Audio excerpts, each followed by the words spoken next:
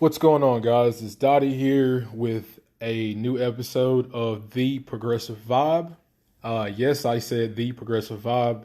I recently changed the name of my show from Political Vibes. That's what it was called, but I wanted to have something to, sound a little bit more official. And yeah, the progressive vibe is stuck with me. I vibe with it. I hope you guys vibe with it. I hope you guys like it. And if not, I understand that too. That's what democracy is, guys. But yeah, so today is July 6th, 2020. I hope everybody has had a great day. I hope everybody had a great weekend. Saturday was Independence Day. So if you guys did anything, I hope you guys were safe doing it. I hope you guys were responsible doing it. And I was off actually for work, but I didn't do anything. I actually just chilled out. My I actually live away from my family, so I wasn't able to see my family, but I did call them and everything and touch bases with them, and they weren't really doing anything either because of the whole coronavirus thing. Understandably so. And yeah, that's what I did pretty much too. I had a few drinks. Did a little did some other festivities. Um, uh, just know that these festivities are legal in some states. So I'm not just around here, doing this and doing that. But yeah. So anyway, um, I hope everybody really stayed safe, and I hope your family and your friends and your loved ones are also staying safe and healthy and just blessed. It's been a wild ride. It's been a hell of a 2020. Things really haven't got any better. From the last podcast I made, it just hasn't got any better. Um, this weekend in my state, again, if you guys didn't know, I'm Alabama native. I'm from Alabama. I stay in Alabama, and the amount of people who don't wear a mask in public is just astonishing. It just really, really is. I don't. It's just no other way to put it. It's just really, really mind blowing that so many people in my state aren't taking this pandemic as seriously as they should. Because I mean, quite frankly, the president of the United States isn't taking it as seriously as he should, and thus, this is the result. Alabama is a conservative state. They're a red state. In 2016, Trump won in a landslide when it came to facing Hillary Clinton. A landslide, and a part of me really don't blame them for voting in that way um back then because Hillary's just as terrible as Trump. But I chose the lesser of the two evils and I voted for Hillary. I didn't want to, but I just didn't want to vote for Trump. I'm gonna just keep it real with you. And it's just almost like it's like a deja vu type of thing going on this year on 2020. We got elections coming up in November, and it's going to be unfortunately Biden versus Trump, and it's choosing the less of the two evils. Um, it just is, and I wish that we lived in a day and age to where the people's voice actually mattered, but it is still being suppressed in ways. Um, Bernie, and yeah, I might sound like a sore loser right now, but Bernie should have been on the ticket. He just should have been on the ticket. He should have been on the ticket. And Biden is just a whole nother subject that I will have to get into a whole nother day. But as of now, I do want to focus on these COVID-19 updates and just a few takeaways on, what's been happening, particularly in my state.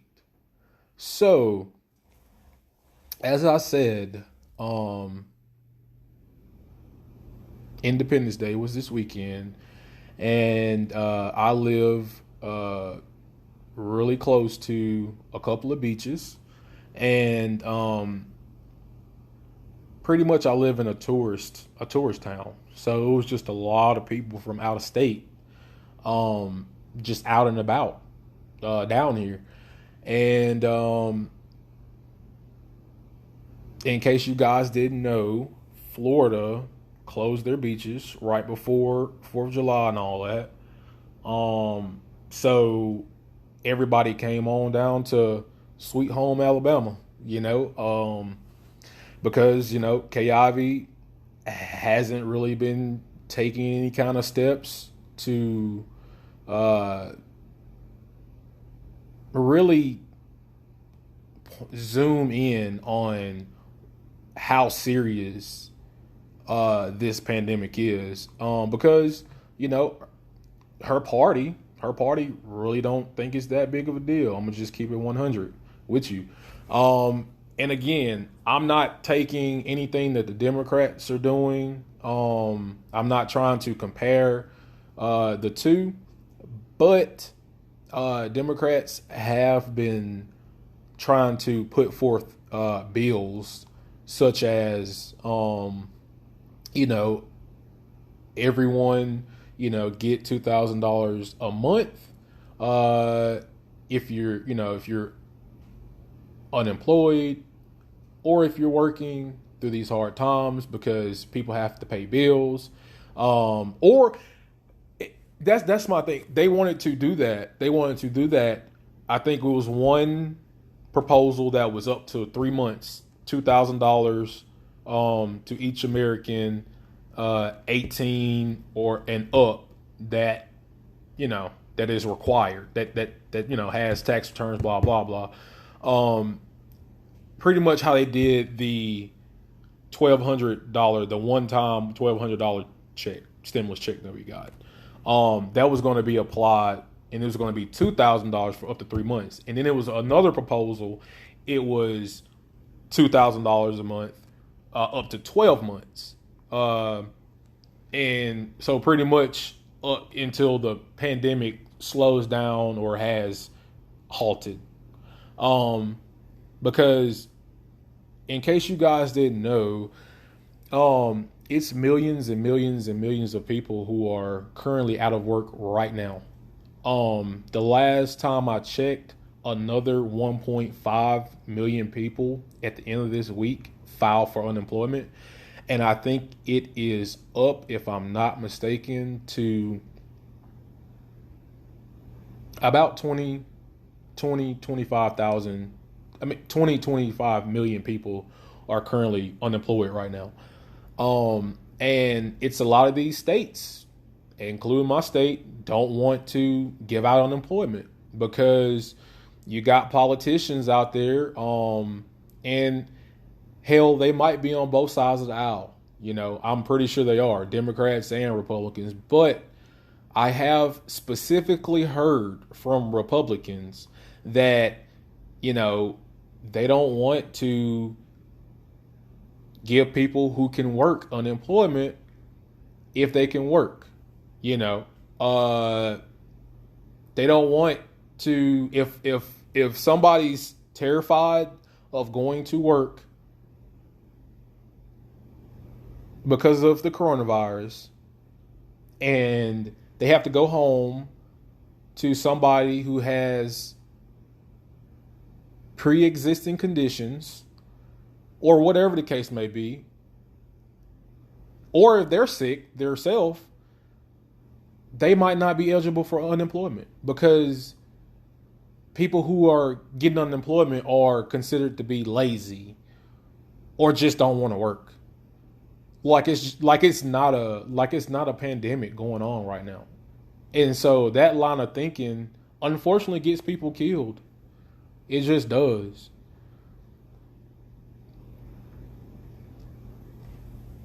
And it's just sad. It's just sad. It's just a shame that that's what it's come down to. Um, and again, we don't even have people who want to even put on a mask to come in a freaking grocery store. Like it's ridiculous. Um, all these talking points that I've heard. People don't want to wear masks because it makes you look weak. You know, really, wearing a mask makes you look weak. These same people who like watch superhero movies 9 times out of 10 that wear masks, and you think they're strong and big and bad, and that's just on like a funny level. I'm just using a superhero movie on a funny level, but on a more serious level, are you really saying that you don't want to come in a store, you don't want to wear a mask to protect you from a deadly virus and to protect the person across from you or around you from a deadly virus is because it makes you look weak? That's just insanity. I mean, it's just insanity. And unfortunately, I've heard talking points of people saying, if you don't allow me to come in here and shop without a mask, then that's discrimination. Like seriously, is like for real. So you're saying if a store has a current policy during a pandemic that is going on in our country that says you must wear a mask while you're inside of the store, you have the audacity to say, because you don't want to wear a mask,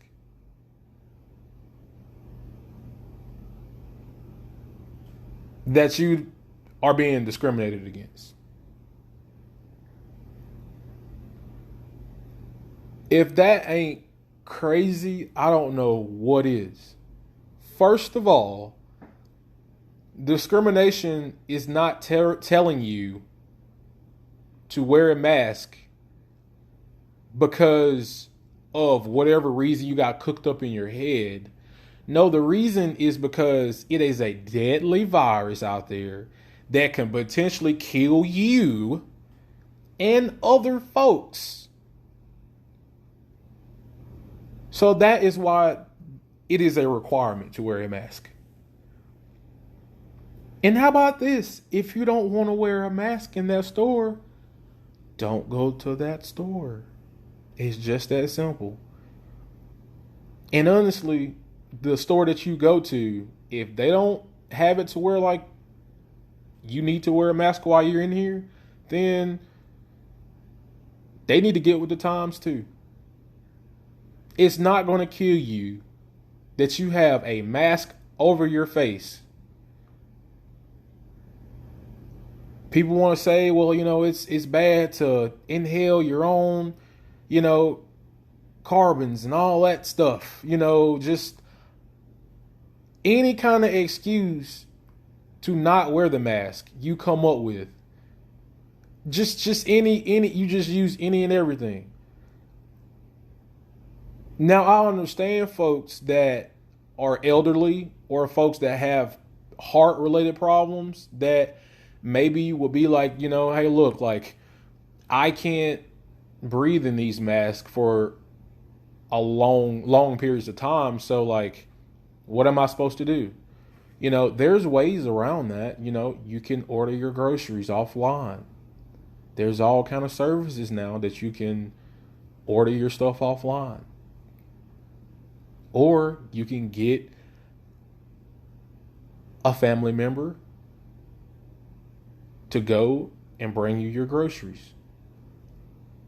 I just know, I guarantee you that the people who go get your groceries are probably going to be having masks on too when they go in the store. I'm just saying.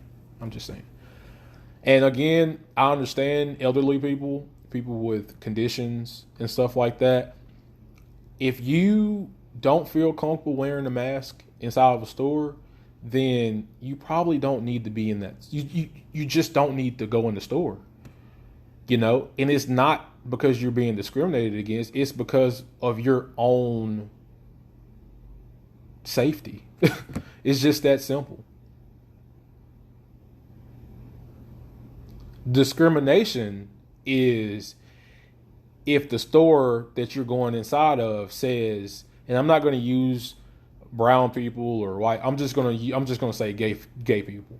If the store that you go inside of says, if a gay person walks up to a store, they have their mask on or whatever the case may be, and the store says, we have a policy that we only serve straight people. We don't serve any gay people. That is discrimination. If you can't go inside somewhere, you're a taxpayer and you live in this state or wherever state you live in, and they tell you you can't be inside this store because you're gay, then that is discrimination. That is wrong. But a store that is being cautious about their clientele, about their customers, whatever store it is, by telling them that they need to wear a mask inside of a enclosed area for your safety and for other people's safety, if that's too much for you to handle, then you probably just don't need to go inside that place. It's probably a good idea that you don't go in there.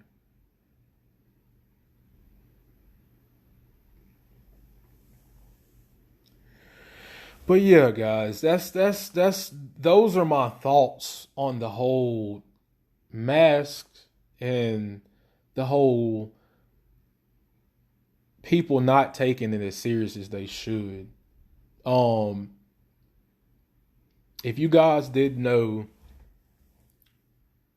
on the 4th of July, there were 41,865 confirmed cases in Alabama.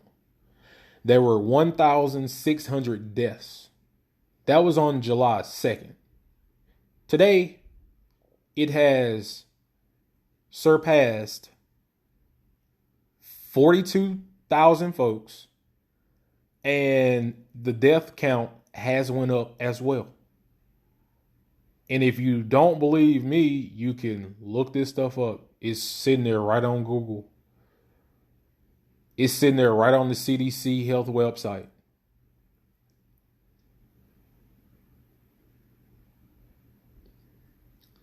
That's a big deal.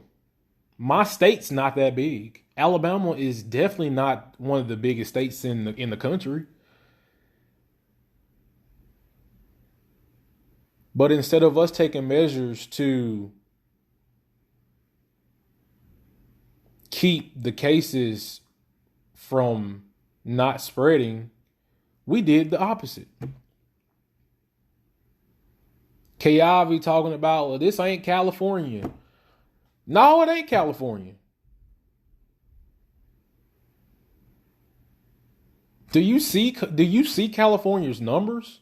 They're taking the right measures and their cases are still going up. Did you see how big New York cases was? I think their numbers are coming down a little bit, but they're one of the highest, if not the highest, COVID hit spots in the country. Texas, Arizona, Florida.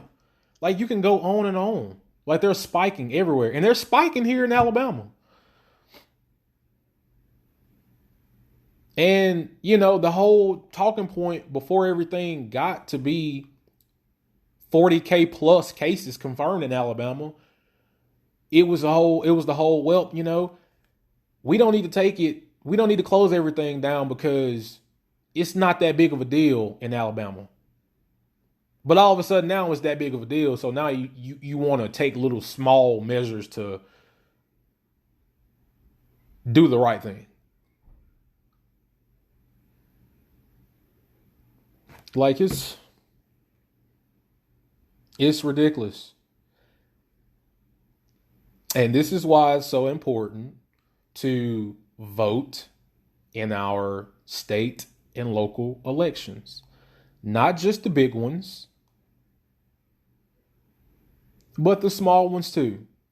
Because the small ones are actually the ones you really need to pay attention to.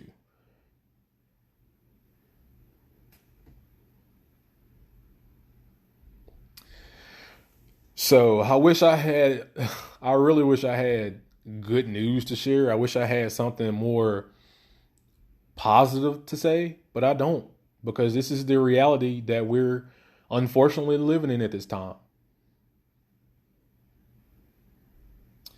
We're going to take a quick break. When we come back, um, if you guys don't know who Dr. Anthony Fauci is, he is a key member of the White House coronavirus task force. Um, and he currently serves in the current administration. And you got news outlets like Fox, even the president, Republicans, saying that, you know, pretty much Anthony Fauci is not God. Anthony Fauci is only one person. He can't possibly know everything. Anthony Fauci, Dr. Anthony Fauci, is working for the Democrats. He's actually working for Biden. You got the president of the United States literally retweeting hashtag fire Dr. Anthony Fauci. So if you guys didn't know who Anthony Fauci was, stick around. I'm gonna break that all down in our next segment. Stay tuned, guys. What's going on, guys? We're back here on the Progressive Vibe. I'm Dottie, your host. Thank you guys for again tuning in and listening. I really appreciate it. Big shout out to y'all. Big shout out to the family. They're doing good. They're healthy. They're staying safe. Shout out to my friends and loved ones. I'm glad that everyone's doing safe on my end, and I hope that everyone on your end is doing well. So yeah, guys. So back to the story at hand. In the last previous segment, I was talking about the whole coronavirus and my thoughts and my updates on that. And at the end of the segment, last segment, I was going to tell you more about Dr. Anthony Fauci on who he was. You just got a bunch of people, in the administration who he works for, in the White House, Fox News. You just got you just have a bunch of people saying stuff, pretty much trying to discredit him, and say that he's only one person, he only knows so much, he doesn't know everything, and again, I remember seeing something Trump retweeted on Twitter. It had hashtag fire Dr. Fauci. And again, yes, it's only Twitter, but it's the president of the United States. And if the president of the United States wants to go on Twitter and retweet something somebody else said, then if somebody shows you who they are, believe them. And I've been doing that, and that's just the type of person Donald Trump is, who he's always been. And that's just why I ain't vote for him. And I didn't want to vote for Hillary, but I had to vote for the lesser two evils, and that's what the chips were dealt. And I understand folks who voted for Trump, just like I understand folks who voted for Hillary. But in this current time, if you're not disgusted with what Trump has did throughout his presidency or said, then something's wrong with you. Plain and simple. I mean, for Christ's sakes, the man just retweeted some old white guy in Florida on his golf cart yelling out white power, white power. You know, so I mean, I would say it's a safe bet to say that Donald Trump's a racist. He just don't really care for brown folks. Just keeping it 100.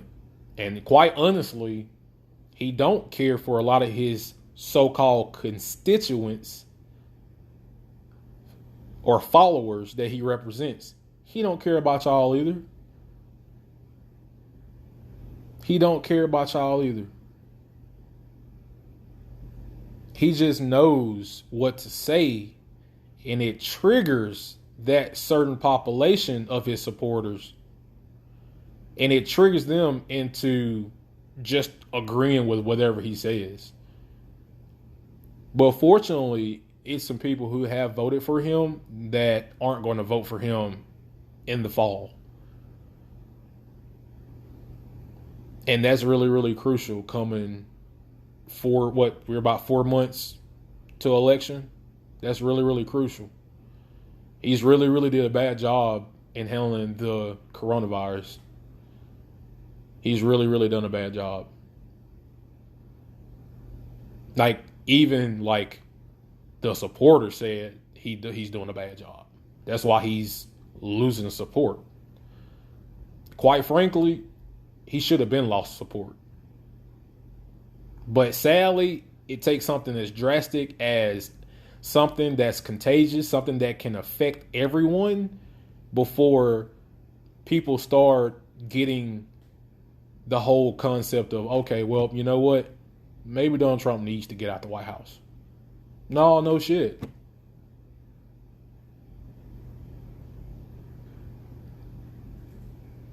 I mean, I can go on and on. I would need 3 segments to go over everything Donald Trump has done for people to be like, you know what? Why is this guy in the White House? I can recite things that he has done that deserves for him to be not only impeached, but removed from office. But I digress. So back to Dr. Fauci. If you didn't know who Dr. Fauci was, he was appointed director of NIAID, the National Institute of Allergy and Infectious Diseases, in 1984. He has an extensive research portfolio of basic and applied research to prevent, diagnose, and treat established infectious diseases such as HIV, AIDS, respiratory infections, diarrheal diseases, as well as other well-known diseases like Ebola. I think the other one was the Zika virus, Zika, the Zika virus. He's served under 6 presidents. So this whole notion of Dr. Fauci working with the Democrats, he's a part of the Democrats, and he's behind the scenes working for Biden and all this stuff. Like, he literally served under 6 presidents. Like, he served under Republican presidents and he served under Democrat presidents. He served under Obama. He served under George Bush. He's currently serving right now under Trump's administration. The dude has credibility. The dude knows what he's talking about. And it's a reason why he's still a part and the director of the coronavirus task force. It's because he knows what he's talking about. It's not about one person knowing all and stuff like that. He's been honored for 35 years of leadership in HIV policy and research of AIDS. And again, he's the lead director of the National Institute of Allergy and Infectious Diseases. Like, he knows what he's talking about. I tell you what he ain't gonna say. He's not gonna go up there and say it's okay to drink bleach. He's not going to sit up there and say that you can take these prescription drugs and it'll go away. That's been recalled because the side effects has been killing people.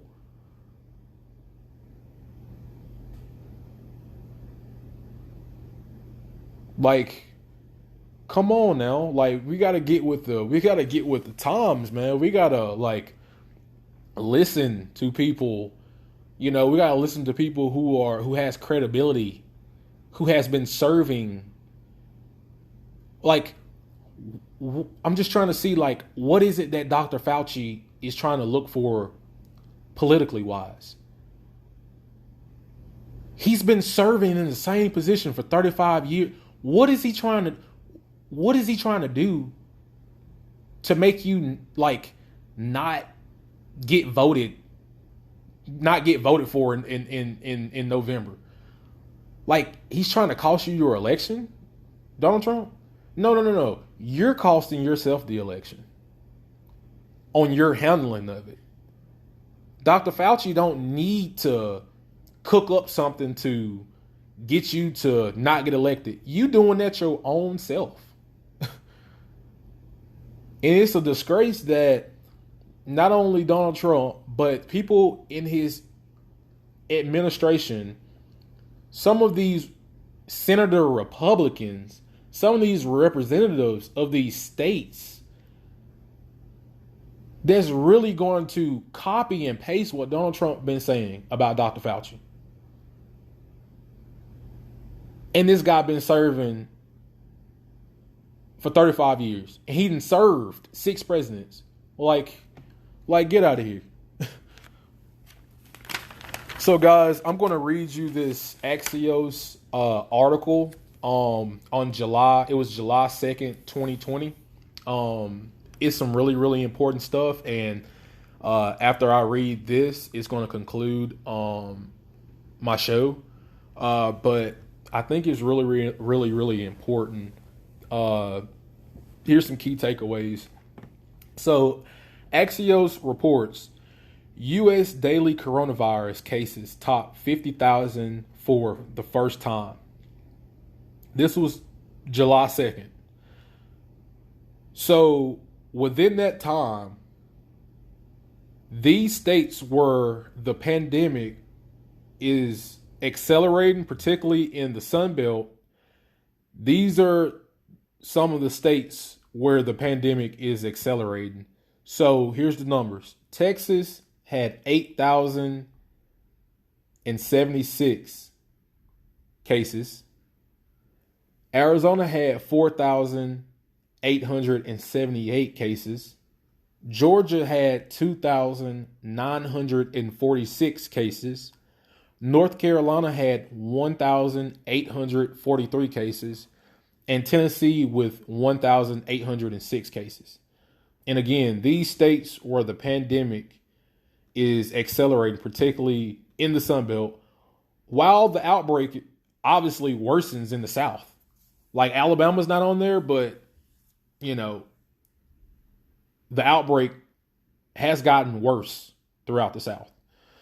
Axios also reports, by the numbers, across the U.S., almost 2.7 million people had tested positive for COVID-19 from more than 32.8 million tests as of Thursday morning, over 128,000 Americans have died from the virus.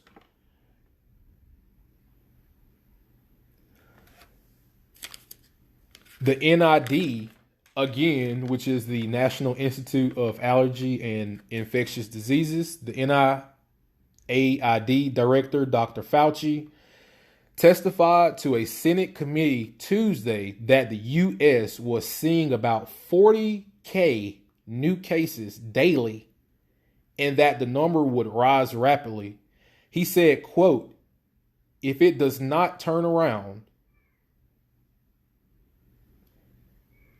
he said, again, quote, will not be surprised if the U.S. begins reporting up to 100,000 new cases per day. Per day. And it goes on to say the Centers for Disease Control and Prevention warned in June that the country's total numbers of infection may be closer to more than 23 million or around 10 times the 2.3 million confirmed cases at the time. This was a Axios article, July 2nd, 2020. So I just think that those were some very, very important takeaways. And I think that it was a very, very important article to share with you guys. And I hope everything sounded great on my end. I have a new mic. So I tested earlier and it sounded pretty good. I hope I'm sounding pretty clear and pretty good to y'all. But yeah, that was my show, guys. You guys stay safe out there. Stay healthy. Please be responsible. Please encourage people to wear a mask.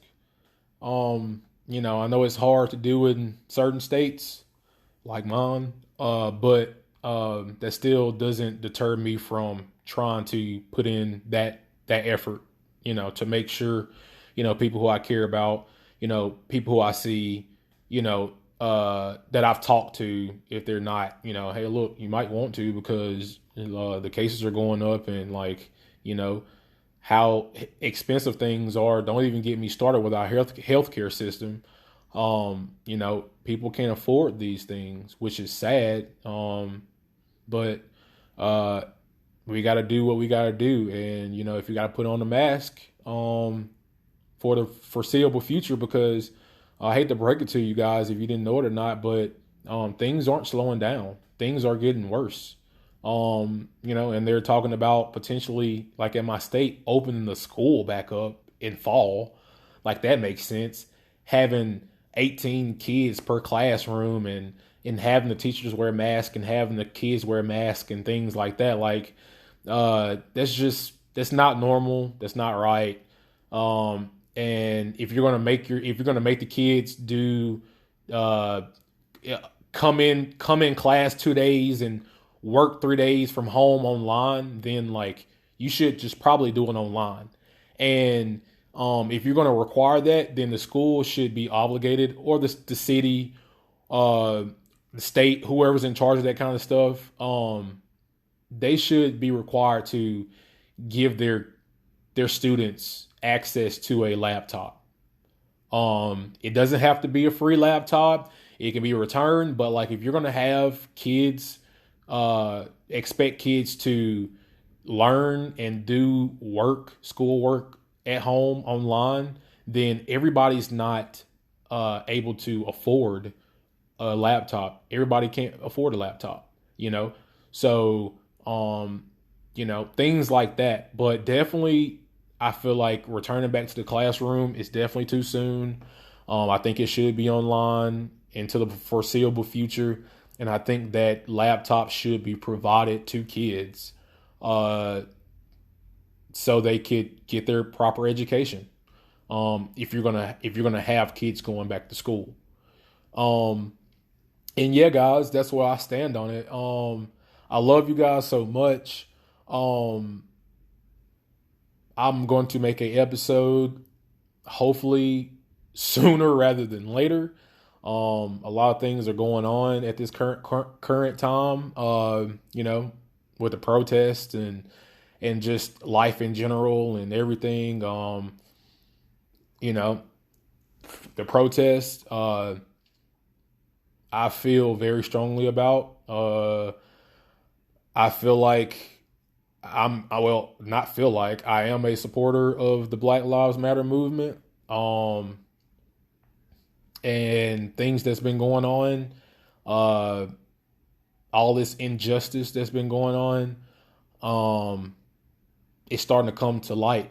And I think that this generation that's coming up, not my generation, which are millennials, not saying that it's not our generation, but our generation is just like, it's heads or tails, man. It's 50-50, man. Like we got a certain section that wants to fight, and then we got a certain section that just wants to just be the anti fight.